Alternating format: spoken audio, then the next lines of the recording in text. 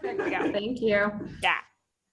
All right. Well, yeah, I'm just going to dive in, and I know we'll have people joining as we go, but we're just so excited that we still got to do this, given everything that has gone on in the last week or week and a half. I know we've just been watching as things get canceled, postponed, rescheduled, and we're excited that we got to move this online. And we actually got more participants signing up when we moved online. So that could be a hint for us. We'll think about that later. But for those, if you haven't joined us before, my name's Michaela Kiner, and you will shortly meet Jenny Ellis. Jenny and I and our teams have been running this meetup for, it's probably getting close to 2 years now.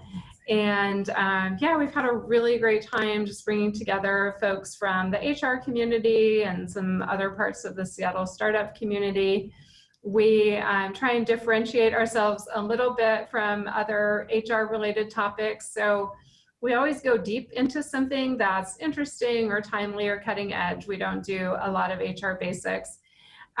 We always have wonderful guests. And so tonight I'm going to introduce us to Jessica Eggert.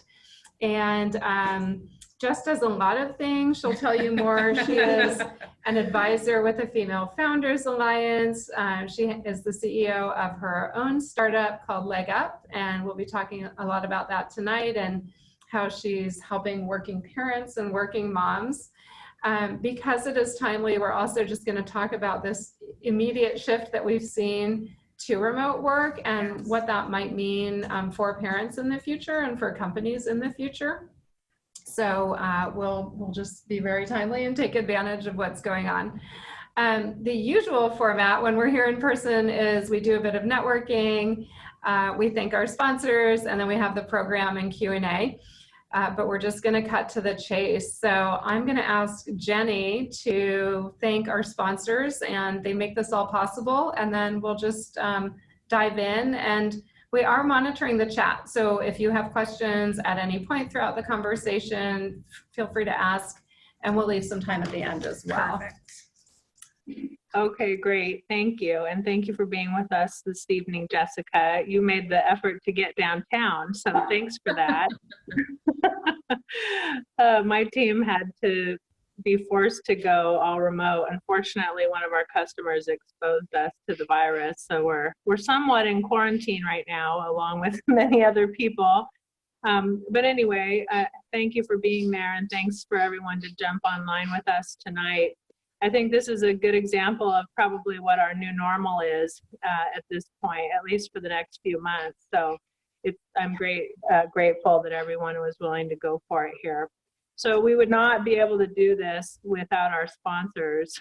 So I'd like to start by thanking Alliant Employee Benefits, also the Washington Technology Industry Alliance, the WTIA, Professional Benefits Services, PBS, Karen Cross and Hempelman, attorneys at law, as well as Parker Staffing.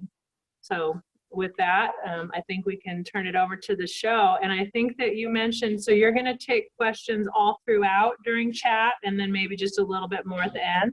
Great. Yeah.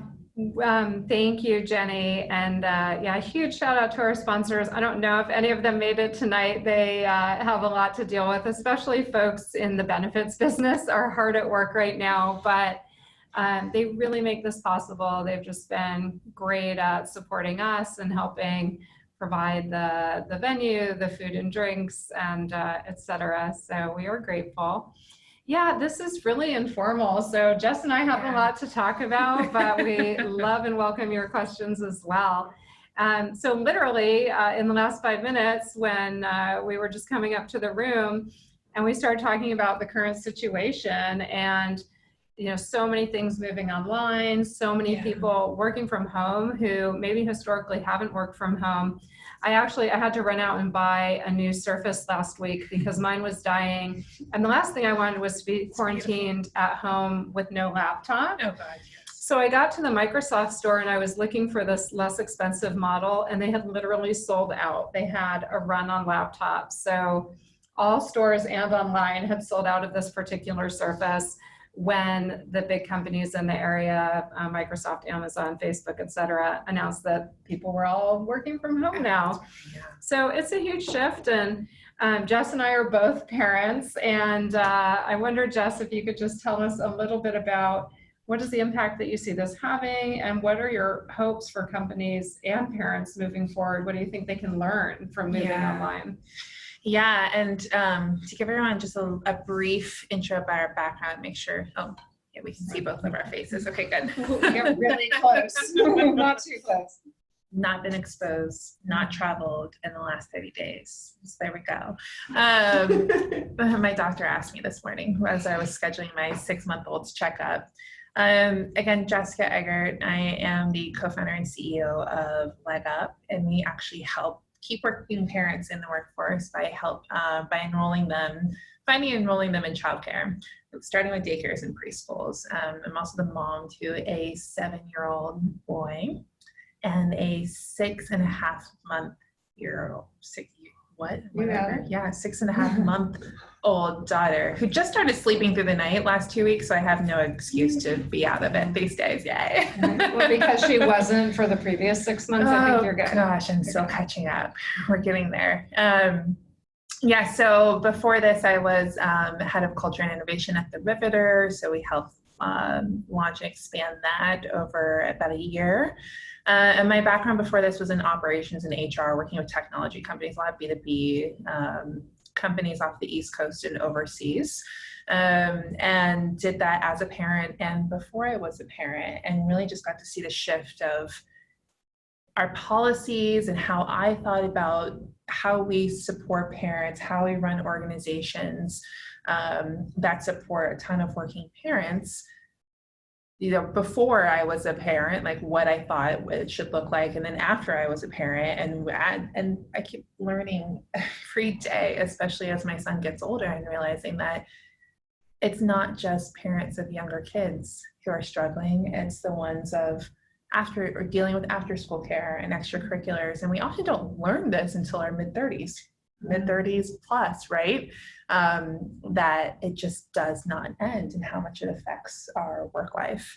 But yeah, so the shift, to come back to your question, the shift to working from home, and just making sure I get your question right, but working from home and how, what this looks like in the future for us. Yeah, I mean, I think we're all having this experience where suddenly, companies are having thousands of people work from home. People who have never worked virtually are beginning to do that. And, there's talk in the news. I know the CEO of Zoom was interviewed about this. Yes. And just how do you think or hope that might change the way that we think about work? And specifically, how might that be good for parents? Yeah, I think, like Jenny said, this is a shift to a new normal, potentially. I think that we're all still in this this kind of shock. We're in uncharted territory. It's not just the markets that are crashing, like everything is just kind of falling apart around us, but life still goes on.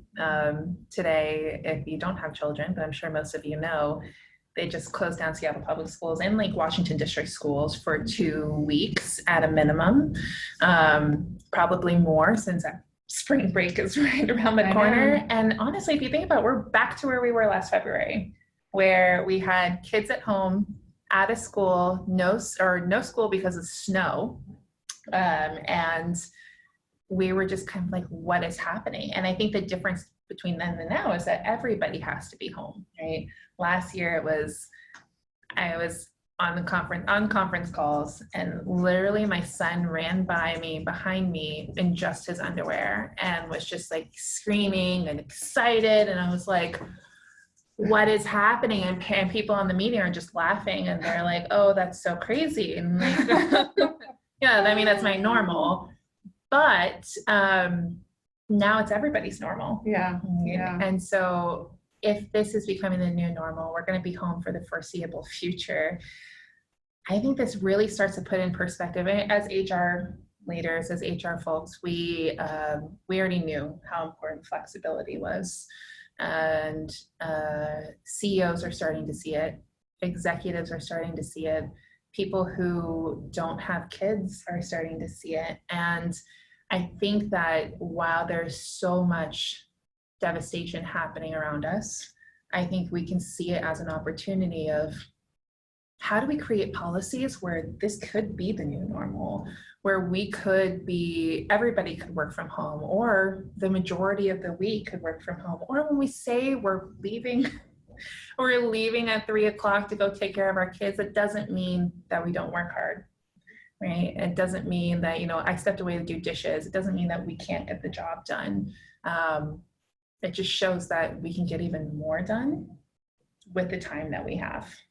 So I'm really excited, and it's hard to say that, right? Coronavirus. I'm excited to see the opportunity that comes out of it. Yeah. It's interesting. So my daughter, we've been home. Our team has been working mostly virtually. My daughter's school got suspended last week and is moving online starting tomorrow. And then the last 24 hours, both my husband and son, my husband's a teacher, my son's in Seattle Public Schools, so now the whole family's going to be home. And I was trying to see the silver lining too. I mean, first of all, I tend to work from home a couple days a week anyway. And there are those benefits of, not rushing out the door, saving that commute time, and frankly, the cost of light rail or parking the car or whatever it is. I also noticed I was making really healthy lunches because I could pop down and roast some vegetables, and I felt pretty good. It was kind of a weird realization after a couple days, like, oh, this is probably healthier than what I do when I'm in the office. Very much my team's laughing because we just have this big basket of chocolate. Kind of lunch on some days. What do you think, what are some of the challenges? I mean, you described the one of like, your kid might, run through the background, or I know my kids, the minute they see me on the phone, they have a very urgent question for me. They can't wait. What else has been hard as a parent working from home? For me at least, not much until my son, we'll see how it goes tomorrow with him home, right? And I don't know if any of you have seen it as well, but I wake up in the morning, I get my son to school, the nanny comes and takes care of my daughter, and then I go downstairs and I get to work immediately. And I am so much more productive during the day. Yes, there are the occasional like, oh my gosh, why are all the dishes in the sink? I don't think I realized how messy I was until I started working from home, and there's like coffee cups all over my house. That's awesome. And I don't think this comes as a shock, but the productivity level, not being in front of my team every day and having them to ask a lot of questions, I'm seeing so much more independence in our team. So much more just initiative being taken because somebody's not there to say, hey, how do I do this? Hey, how do I do this? Yes, we're available via Slack, but I can also kind of sit back and ignore that and give them some time to figure it out and work it out on their own. And so the productivity across the board for people who don't have children in our team and who do, it's just been great. Yeah. I'm glad you're talking about productivity because, my favorite factoid is this, which is that research has shown that women with 2 or more kids are basically the most productive employees on earth. And I love that. And I wonder if you could talk about both why you think that is, but then secondarily, why are there then still so many biases against working moms, against working parents when we have this information that we actually make great workers? Yeah. I don't think I would have thought that I'd be more productive with 2 kids until I had 2 kids. There's a lot that goes into it when you have, and I have 2 younger kids, and I'm sure it'll change as they get older. There's a lot of guilt immediately, like there's just double the guilt, mom guilt. I should be at home. I leave my daughter and my son, and they're like, why are you leaving me? And you're like, thank you so much. There's a lot of guilt, but there are only so many hours of the day now. I think that has gone down definitely now that we have an infant.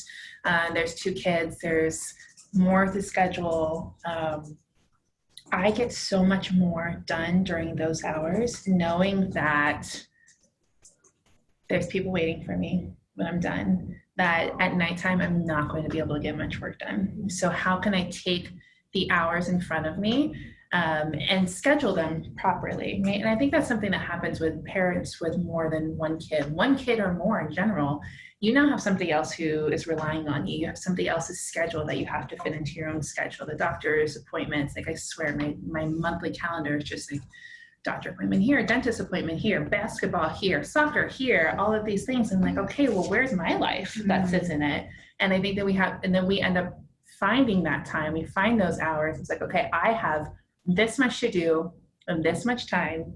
Let's get it all done, right? I've been able to prioritize so much better. And those biases, it comes back to, I didn't think that was possible when I didn't have 2 kids. I only had 1 child. I know that women and moms are super people, super women, however you identify, we are, the things that we can get done is insane. But people looking in often see chaos, right?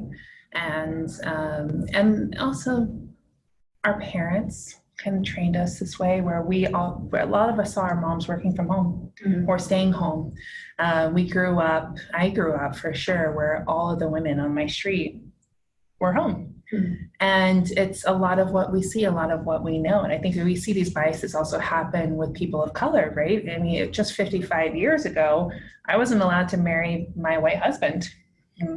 And so his very conservative parents, when we got married, when we were dating, they were like, well, they know it's okay. They know everything's great, but they were immediately like, no, we're not, mixing races.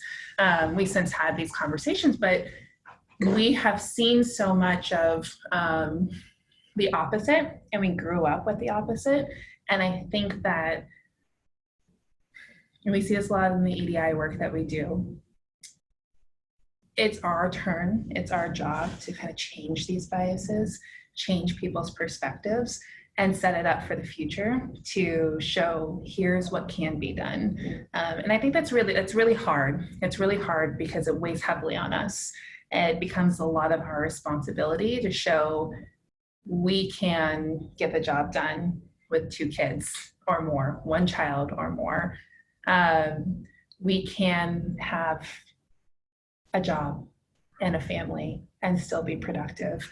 We can work from home and still be productive, right? And so the biases are often still going to be there. It's really hard. We're in a very interesting climate, but again, like, we get to show everybody that this can be done, and that next generation, they're not taking, oh my gosh, they're like taking 0 Fs. They're like 0 Fs given. Like, this next generation is fearless. Yeah. Oh my gosh, but they look up to us. And how can we be that proof point? How can we show other people that it can be done? Yeah, I love that. Yeah, I think so much about younger women, and I look at my daughter who's 15, and I think you're right that both the circumstances you described of what did we grow up with, what were the assumptions that got made, and how different that is for kids and young women today. But you're right, they still need to see it every day. And frankly, a lot of those biases still exist. I heard this from women that especially a lot of male managers will just say, for instance, when they're pregnant, and they'll say, you're probably just going to end up staying home because that's what my wife did. Yes. Or, making assumptions based on just their individual story, and without even realizing that that's an assumption they're making, and that could be really harmful to someone's career and their opportunities. 100%. My husband he's an engineer at Amazon. Every single person on his team, all of their wives stay home with the kids.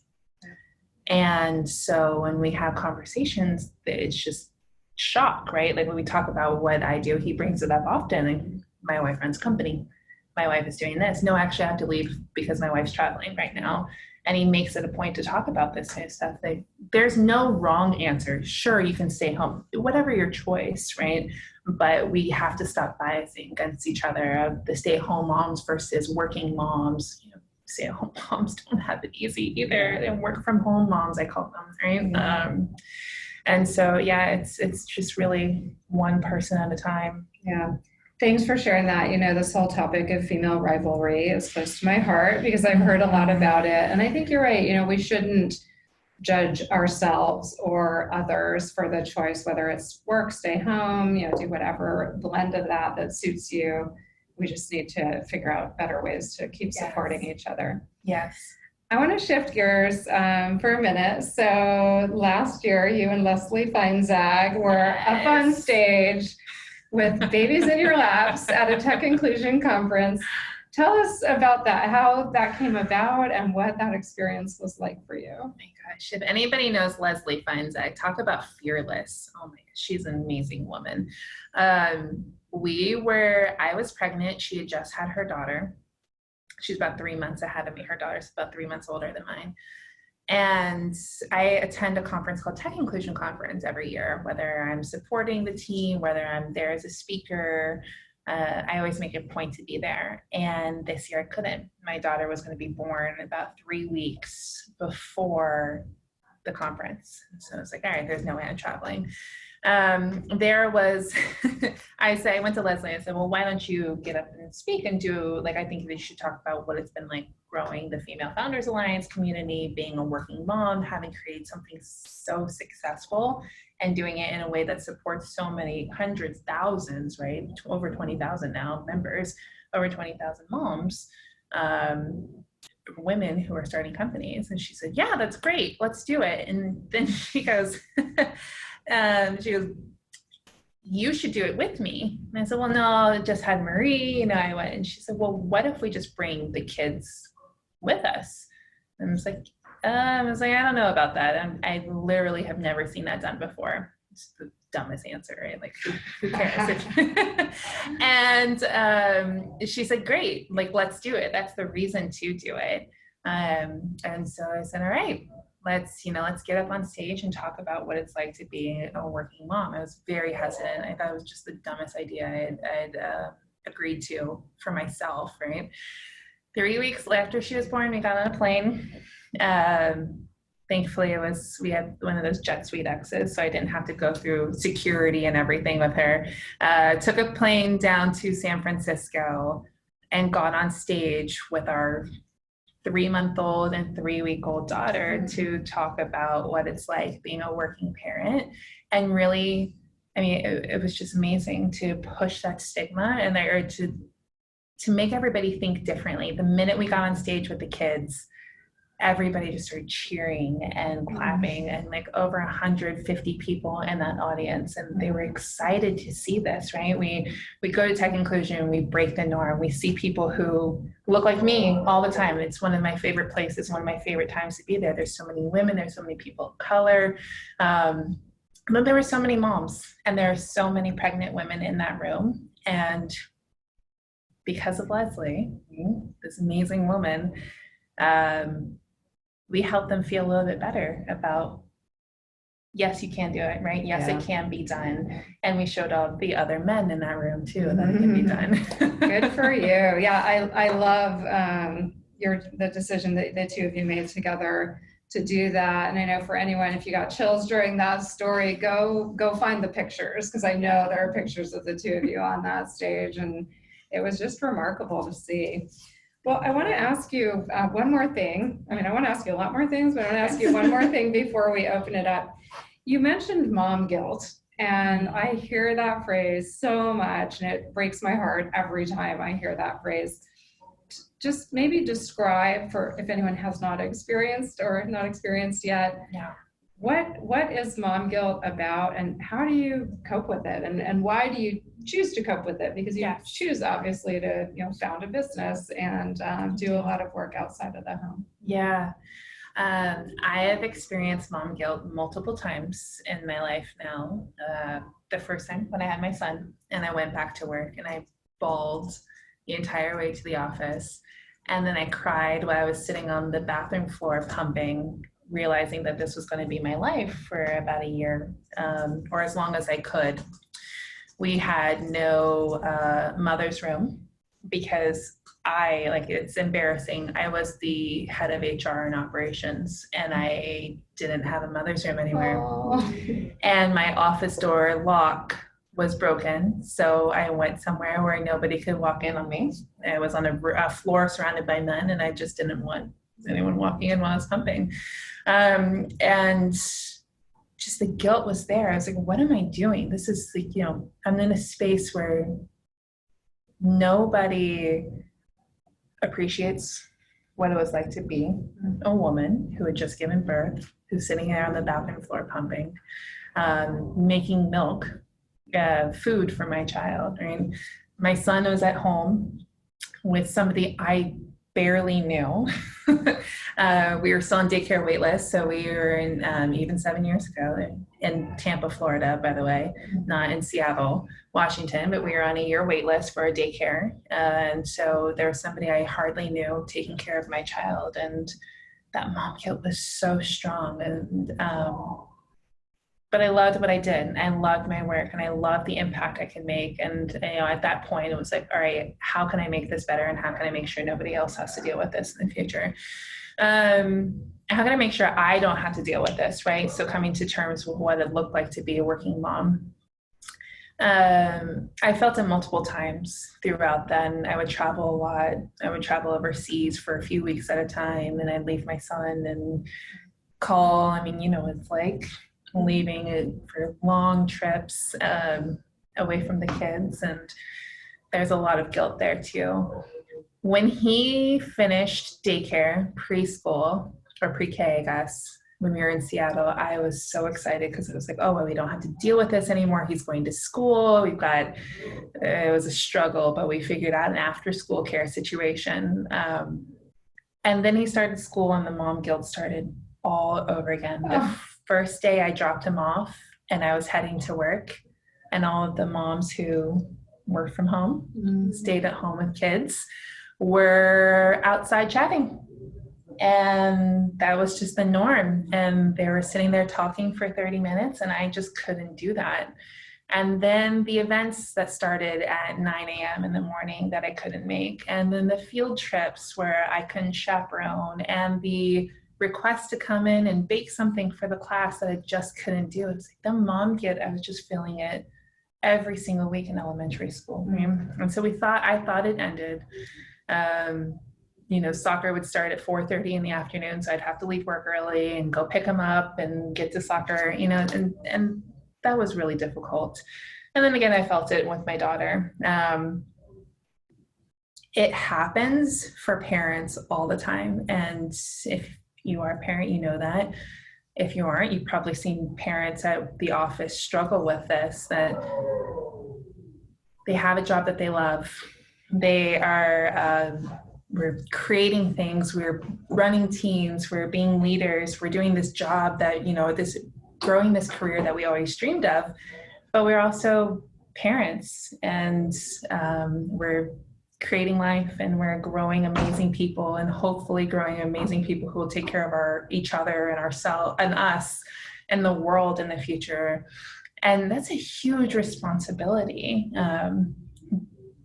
that parents don't take lightly, right? We go into this and it's not just all right, let's go back to work. No, this is something that weighs heavy on us every single day.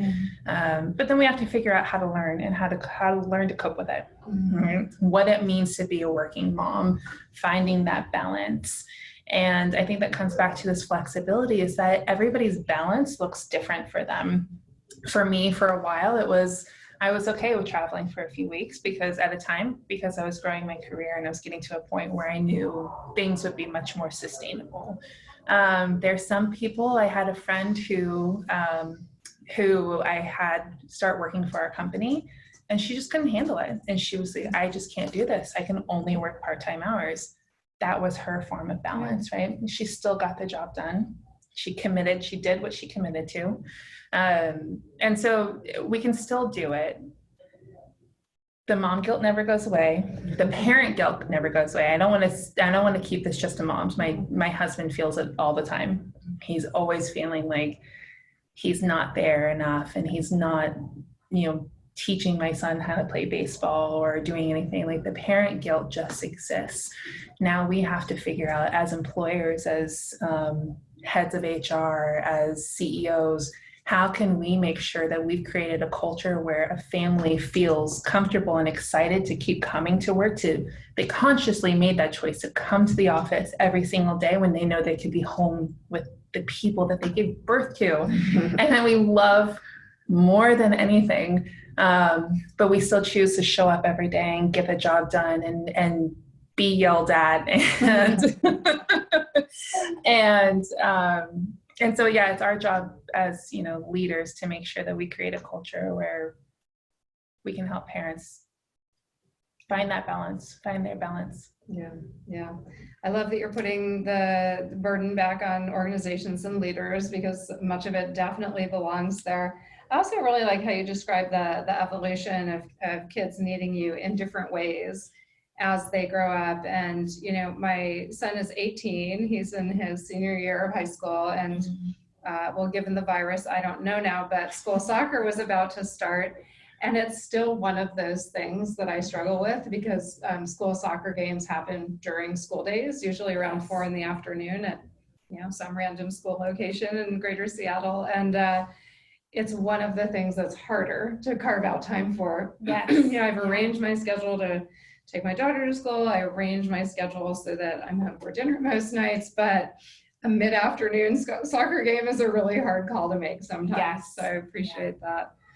Well, let me pause and open it up and see what questions we have coming in. There's a couple that came through on the comments, like while you're talking. So there's 3. The first is, how do you deal with the social isolation that can come with remote work?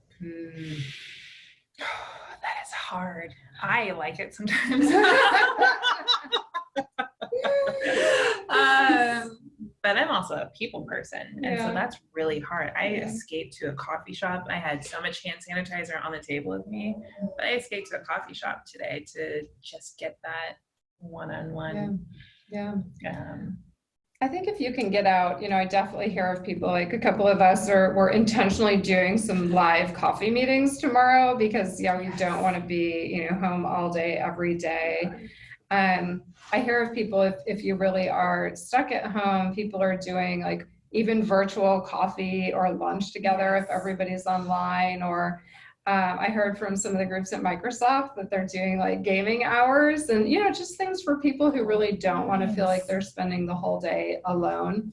So I do think mixing it up is healthy, or getting it in other ways, like we were just talking about which gyms are open and which classes you can still go to, and step away from work and socialize a little bit.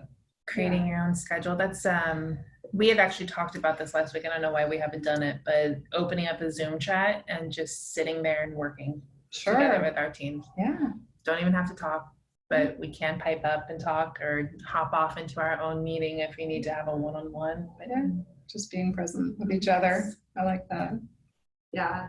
The next question is, for jobs that can't move remote during this virus, how do we continue to support these parents and families?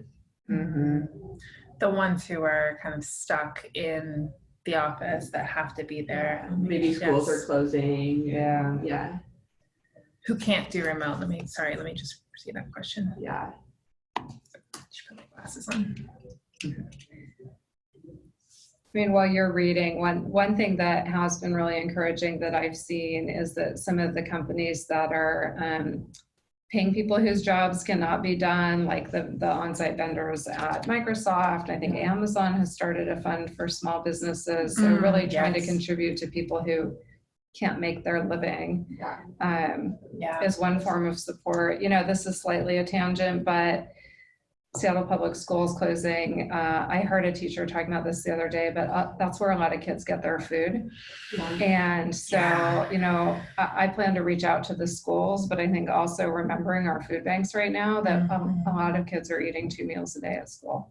And they still need to eat. We just had this conversation. Actually, I just posted in our Facebook group today, and we're starting to do gift cards and donations to food donations to families who did rely on that meal assistance from school. That's great. Yeah, I think that's hard from the people who can't move remote, or they're at work and they're by themselves now. And I think all we can do is make sure we're sanitizing the offices, we're giving them all of the resources that they still need. Yeah, as much as I know, I'm like, there's a Germex thing over there. It's really, really great. This is the only one left in Seattle. I actually was surprised that people haven't stolen these. I saw one down there too. I didn't steal it though. But yeah, try to find a new normal for them as well, right? And including them in the Zooms and or team meetings, Microsoft Teams, whatever that looks like. But making sure that if somebody's having to go to the office, they're risking. It's a risk every single day. Taking public transportation, driving in, walking by somebody who just all of a sudden starts coughing, right? How can we create a safe culture for them? Maybe pay for parking right on site, so that way they're not having to walk or take a bus. Making sure that there's food, or if it's a temporary thing, maybe just delivering food for them. Making sure they still have flexible hours, because they're possibly still having to, oh gosh, and right now with Seattle Public Schools closed, can you bring your kids to work? Yeah. Possibly. I bring my child to, I'm in a privileged state, right? But I bring my kids to work with me all the time when it's necessary. Can we set up a room where kids can just go play if they're not too young to be left alone, play video games, eat the free food in the office, right? Somebody's got to eat it, might as well not throw it waste. Yeah, just set up some type of culture, and I hope that helps. Ping us if we're looking for something different. Yeah.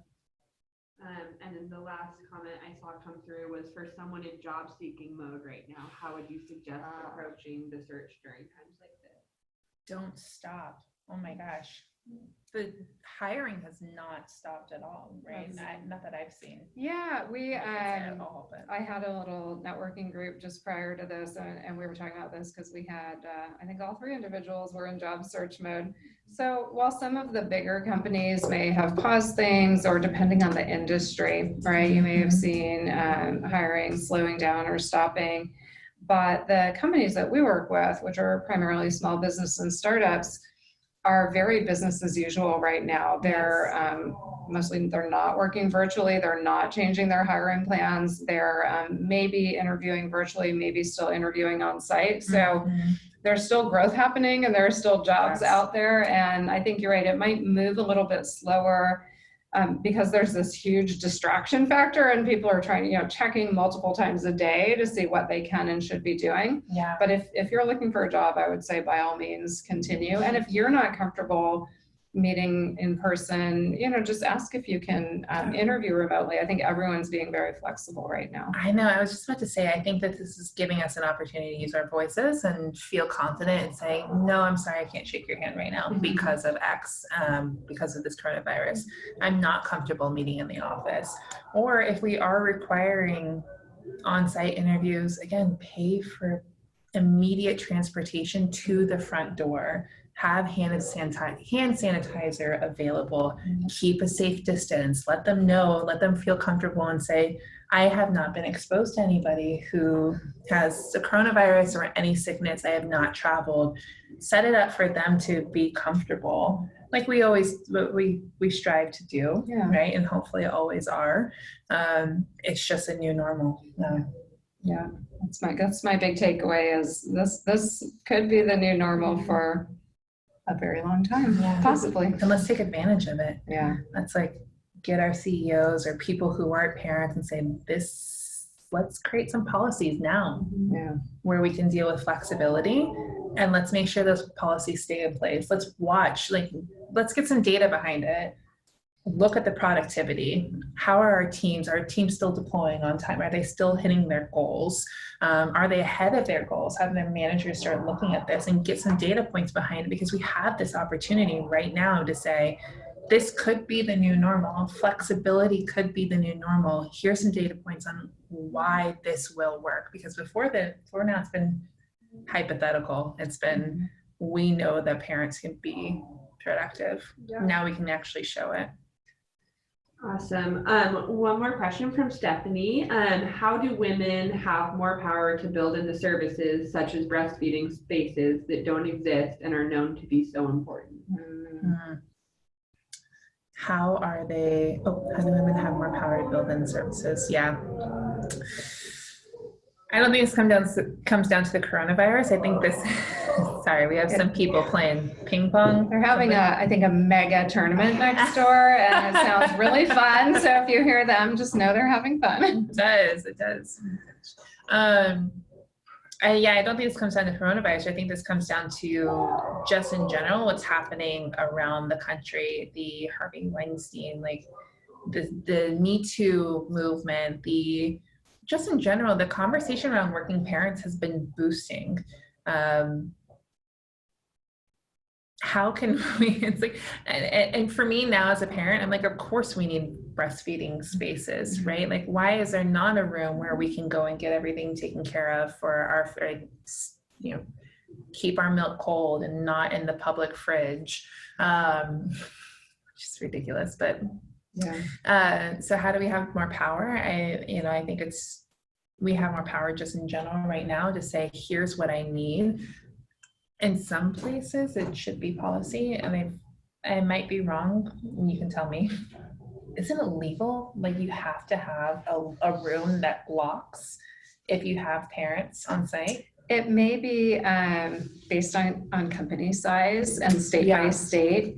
Yeah, I mean, I think those are great points. This is becoming such a more standard conversation. I would encourage people too, if there are those, leader Q&As or suggestion, boxes, whatever form those take at your company, to use them and ask for this modernization of policies is really what we're asking for. Like, we're asking people to, get up to date. Also, power in numbers. We've seen so many movements. You mentioned movements that have helped affect a lot of change, but even at times what we've seen in organizations, like Nike was a recent example where there was a lot of harassment and complaints that were going unrecognized, even when they were being made to leadership and unfortunately to HR. And it was a grassroots movement of women in numbers coming together in a way that couldn't be ignored. That really, led to a lot of change and frankly, a lot of terminations of the executive team there, and a huge shift. And so I think women are more and more starting to see the power in numbers that maybe used to only exist in a civic space or in a union environment, but now we're taking advantage of that everywhere. And I see that as a real change that's happened. There are a lot of employee movements, that we can look at in the last 1 or 2 years. Right. So that would be my other suggestion. Cool. If anyone wants to unmute themselves and throw out a question, we still have about 10-ish more minutes. To follow up on Stephanie's, it looks like she said, I find that people are afraid to bring this up, especially after they move beyond the concrete need. Oh, they're afraid to ask. Afraid to ask. Once. Sorry, I don't know where Stephanie's face is. I can't. I saw her. Oh, Very bottom. Oh, well, we don't have to see faces too, I guess. Okay. And so let us know if we're incorrect, Stephanie, but you're saying that people who are breastfeeding, how do they, thank you, how do they bring this up once they're already doing it? Right? And can we go to HR? Can we, I like the grassroots, the bottom up movements, right? Of getting enough voices. But also it's coming to people and saying, here's the facts. Like, I breastfeed, I create milk, I create life for somebody, I create food for somebody. I have to have a place to store this. And it is unsanitary to put it in the same fridge with somebody's Coca-Cola or somebody's dinner from last night, right? Like, if it's in a letter, if it's in an email, if it's bringing it to HR and keeping it anonymized, like, or anonymous, I think a lot of it, it's it's kind of on us, but I think that also if we see other people dealing with something like this and they don't feel like they can speak up, then it's our job to speak on their behalf. Yeah, and it is a basic need, and this is it's often very difficult for women to ask for something for ourselves because of how we've been socialized. It can be easier if we're asking on behalf of someone else, but I would also question ourselves, why don't we believe that this is a concrete need, as you're saying? Why don't we believe that this is something, if we're going to spend 8 or 10 hours within the walls of an organization, don't we deserve this? And don't we need it actually to balance effectively? And back to everything you were saying earlier about workplaces, I think more than accommodating working parents, right? But actually like welcoming and I don't know the right word, but supporting working parents. And I really think we can expect more of our organizations. And luckily there's a handful of organizations who model the way. And I feel like this is where we can have that bottoms up, like the ones that aren't, let's pressure them. And then this is my privilege coming out. But if they don't do it, let's vote with our feet to the extent that we can. If we were all, demanding these things and demanding to be treated with this respect, companies are going to lose out who don't provide that to moms. I agree. I think there's a lot of privilege also being in the Seattle area, the West Coast, where we're seeing a lot of tech companies. I started my working motherhood on the East Coast, working for all men, surrounded by all men, having a few other women in the office. And I had the power to ask for it, right? And I was afraid to bring it up because I was afraid of what they would think about me. Asking for this, and if they thought that if they would think lesser of me of being able to get my job done because I'm asking for time, space. And now, of course, I'm like, of course I'd go and ask, but I have support groups. I have other women around who are like, no, this is an absolute necessity, right?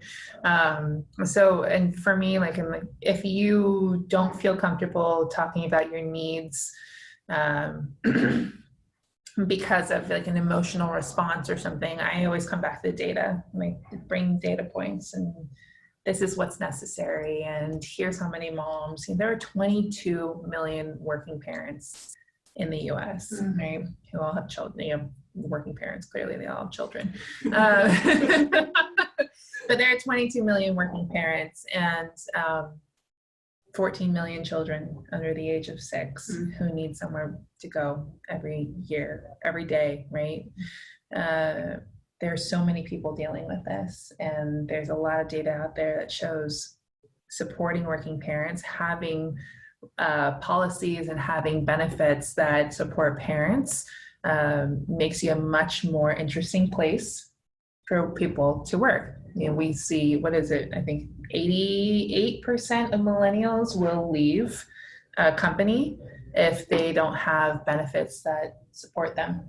Good for them. And this is the next generation. This generation is about to take over the offices. How can we make sure we're focusing on longevity in these spaces? Awesome.